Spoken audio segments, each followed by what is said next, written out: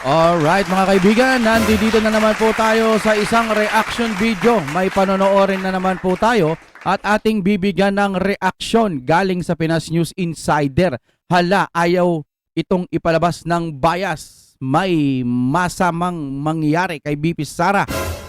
Lahat nabigla sa balitang ito. Oy, patungkol po dyan ang ating panonoorin na galing sa ating Pinas News Insider. Nasa description niyan, isubscribe niyan dahil nag-aatid po yan ng balita patungkol po sa ating Pilipinas. Kung mahal, kung ready ka na, simulan na natin ito. Kung gusto nyo naman ng mura na at mabilis na internet, nandito na ang fiber ni Juan. Maaasahan, kaya tawag na. Baka meron na sa inyong lugar ang fiber ni Juan. Alright, maraming salamat sa ating fiber ni Juan. I-play na ho natin anong meron dito. Ito ang balita ngayon, trending at pinag-uusapan ngayon sa mundo ng social media. Ang di umanay balitang, Diyos ko po, tila nagkatotoo na talaga ang babala ni Vice President Sara Duterte kamakailan lamang na may niluluto di umanong behind the scene ng Marcos administration sa kabila ng tila mga pakulo at palabas di umano tungkol sa manumalyang flood control ng bansa na pilit namang idinidikit sa pamilyang Duterte. Nako, may niluluto na naman pala. Tapos ang bagsak nito, ang may kasalanan, Duterte. Kaya pala, eto lang ha, base lang sa ating opinion at ating pinanunood, ang nakikita ko po, kasi naka-private ho yung ICI ba yun? O ICI ba? Correct me if I'm wrong ha. Bakit hindi nyo i-public yan para malaman ng mga ibang kababayan natin? Kasi kung naka-private yan, malaya kayong kung anong gagawin yung klaseng pagmamagic diyan po sa investigasyon na yan. Wow! Anong meron dyan? Diba? Kaya, nung sinabing meron na namang niluluto, naniniwala na ako kasi sinabi noon ni BP Sara, noon ha, sabi niya may nilulutong impeachment, sabi ng mga taga-kabila, wala naman daw. Baka guni-guni o ano ba tawag doon? Kahaka lang niya. Ewan ko kung ano man, basta parang tinatanggi na may nilulutong impeachment. Tapos malaman natin naka-4 na impeachment pala ang ano nila. Diba? Kaya ito meron na naman daw niluluto. Ay, anong klaseng sabaw na naman kaya ito? Bulalo?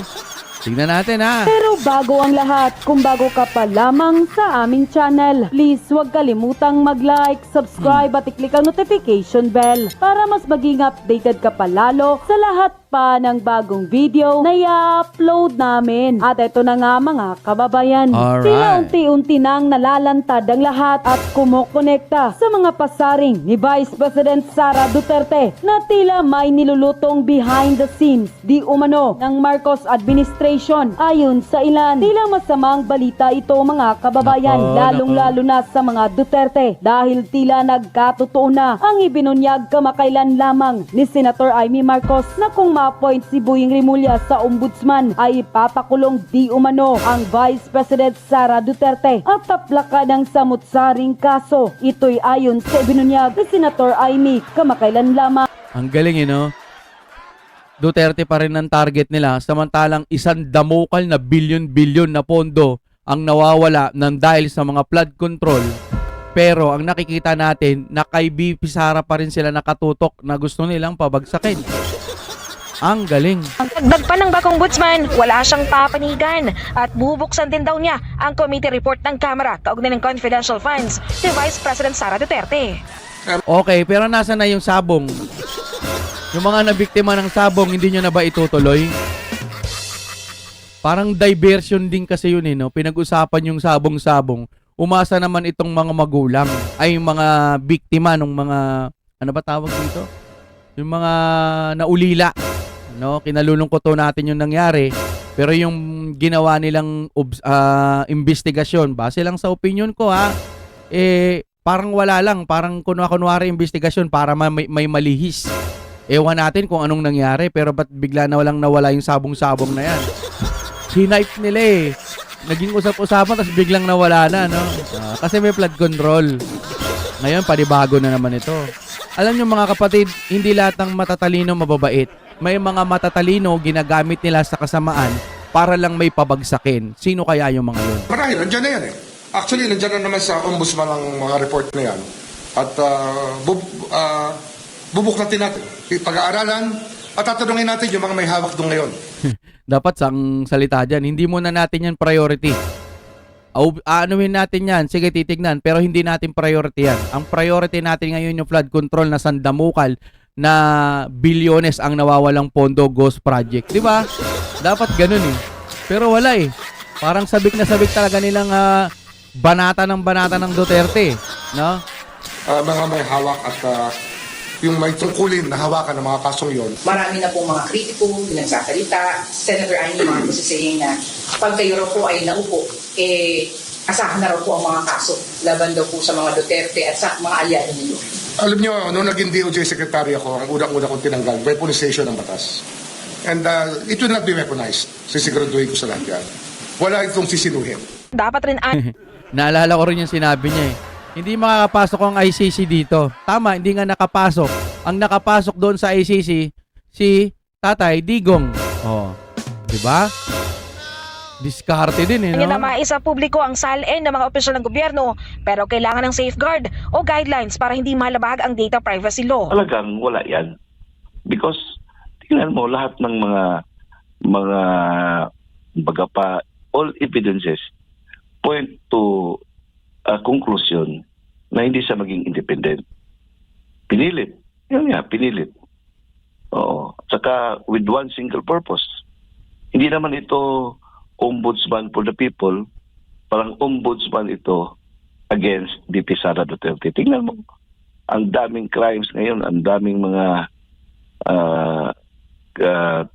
betrayal ng tao, lalo na yung mga billions of pesos na ninakaw. And it's not only Yun fantasy. Talagang it could no longer be denied yung mga ghost projects involving billions. Pero tingnan mo yung kanyang sinabi kagad. Kalkalin niya ang salin ng Vice President. Di ba? Kalkalin ang salin o Duterte agad. Naka-target lock agad sila doon. Nabanggit naman siguro yung flood control pero parang pakiramdam mo hindi priority. Kauupo lang, di ba? Congrats, Sir Remulla, pero Sir naman, marami naman na siguro kayong pera, marami na kayong, siyempre, matanda na kayo, ang dami nyo na hong kaperahan dyan. Baka pwedeng, doon na tayo sa tama, Sir. Huwag na ho puro Duterte. Sa akin lang, no, ulitin ko, alam naman nila yan na ang mali talaga yung yung niyayakap nila eh. Ang problema, si BP Sara kasi nagiging malaking banta. Kaya ayan, ginagawa nila kung ano-ano na para mapabagsak si BP Sara. Gigil na gigil sila. Mga kababayan, laban ng taong bayan din ito eh. Hanggat maaari, huwag tayong bumitaw kay BP Sara. Kasi alam natin, ito na lang yung pinakapag-asa ulit. Alam nyo, ang ganda na eh. Duterte na eh. Tapos biglang, di ba? Nag-Marcos eh. Itong Marcos naman, wala. Malala. What's that? At saka yung confidential funds na 125 million. Wala man talagang, wala pang indication of graft and corruption. Ang issue lang dyan is whether or not there was a misuse. At saka yung office na under the law, under the Constitution, na magtitingin kung may misuse pa ang Commission on Audit. Nandiyan pa rin yan eh. Saka, sino pa talaga ang mayroong confidential funds na nakasuhan because of confidential funds? Wala talaga yan. I don't know how they are going to create a narrative, to invent a lie, just to bring down the Vice President. Pansin nyo si BP Sara, hindi naghahabol dun sa budget. Bahala kayo kung bigyan nyo ako o hindi. Bawasan nyo, bahala kayo kung anong gusto nyong gawin. Basta ako, pupunta ako dito sa mga nasalanta ng lindol. Bahala kayo. Kaso naman ito sila Laila de Lima, imbis na sabihin nila na kaya hindi naka-attend si BP Sara kasi inuna nga yung mga yung mga tawag din, yung mga nasalanta. Dapat ganun sabihin nila eh. Maiintindihan natin. Pero ngayon, ang nakikita ko, hindi umatin si BP Sara, sinasabi nilang pambabastos. Sila, 'di ba? Minasama nila yung hindi umaten si VP Sara doon sa parang hearing budget na 'yan. Dapat nga matawa kayo kasi mas inuna yung taong bayan eh. Yung sa Lindol. Ewan ko ba? Hindi naman siguro makikitid ang utak natin para makita na nagtatrabaho ang Vice President. Tapos pasasamain nyo. Mangmang lang talaga ang ang kulang sa pag-unawa kay VP Sara Duterte. Manaliksik nga kayo. Wala na kayong ginawa kundi mag-vlog patungkol kay VP Sara. Masama si VP Sara. Masama lagi si VP Sara. Kami naman, todo depensa. Wala naman talagang kasalanan. Kapag hindi mo nakitang walang kasalanan si VP Sara, pag nakikita mo lang puro kasalanan ni VP Sara, mag-isip ka muna. Tingnan mo muna yung mga anggulo. Tingnan mo anggulo talaga.